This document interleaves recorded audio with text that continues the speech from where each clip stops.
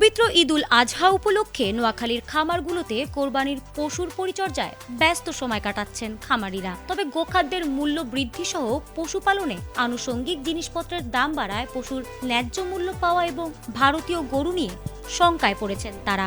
খামারিরা চান বিদেশ থেকে যেন গরু না আসে, বিদেশি গরু এলে তারা লোকসানের মুখে পড়বেন।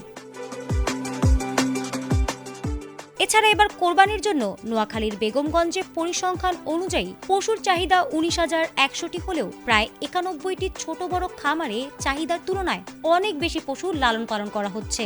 জেলার বেগমগঞ্জ উপজেলার প্রতিটি খামারে এখন চলছে কোরবানির পশুর পরিচর্যা। প্রতিদিন নিজস্ব উৎপাদিত ঘাস, খড় ও অন্যান্য খাবার দিয়ে সম্পূর্ণ প্রাকৃতিক উপায়ে গরু লালন পালন করে কোরবানির জন্য প্রস্তুত করছেন খামারিরা। মজুত অনুযায়ী পশুর কোনো ঘাটতি হওয়ার আশঙ্কা নেই বলেও মনে করছেন স্থানীয়রা। তবে সীমান্ত দিয়ে ভারতীয় গরু ঢুকলে দেশীয় খামারিরা ক্ষতিগ্রস্ত হবেন বলেই জানিয়েছেন তারা। এ বিষয়ে সরকারি হস্তক্ষেপ দাবি করেছেন সংশ্লিষ্ট ব্যক্তিরা।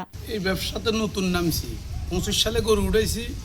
তো খাদ্যের অনেক দাম এবং রাখাল যারা আছে এদের অনেক মূল্য। এটা দিয়ে আসলে এই ব্যবসা করা খুব কঠিন। তারপর এই দ্রব্যমূল্যের বাড়তি বাজারে সরকার যদি ভারত থেকে গরু আসা বন্ধ করে তাহলে হয়তো আমরা আমাদের এই ব্যবসাটা আরও অনেক সম্প্রসারণ করতে পারবো।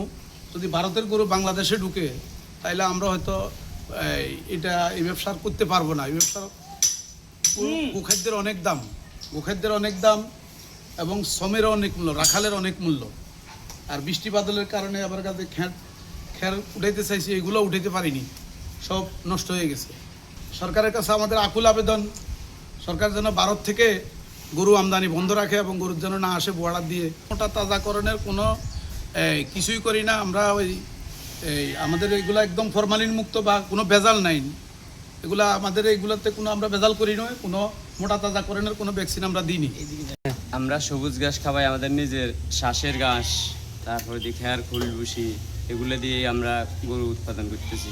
আজকে বিগত আমরা 4 মাস ধরে গরুগুলো পালতেছি। এগুলোর কারণে খেয়ার আনতে আবার ক্যারিং বেশি, খেয়ারের দাম বেশি, তারপরে বদলার দাম বেশি। আমাদের গরুগুলোর প্রাকৃতিক খাবার খাওয়াই।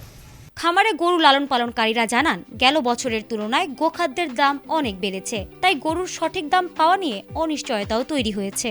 গরুগুলোকে পুষ্টিকর খাবার যেমন খড়, খৈল, ভুসি, ছোলা, সবুজ ঘাস ও গম খাওয়ানো হচ্ছে। সম্পূর্ণ প্রাকৃতিক উপায়ে পশু মোটা তাজা করা হচ্ছে। কোনো হরমোন বা স্টেরয়েড ব্যবহার করা হচ্ছে না। কোরবানিকে সামনে রেখে তাদের খামারে চলছে অতিরিক্ত যত্ন, পরিচর্যা ও পশুর চিকিৎসার ব্যবস্থা। এই বছর আমাদের 2026 সালে বেগমগঞ্জ উপজেলায় আসন্ন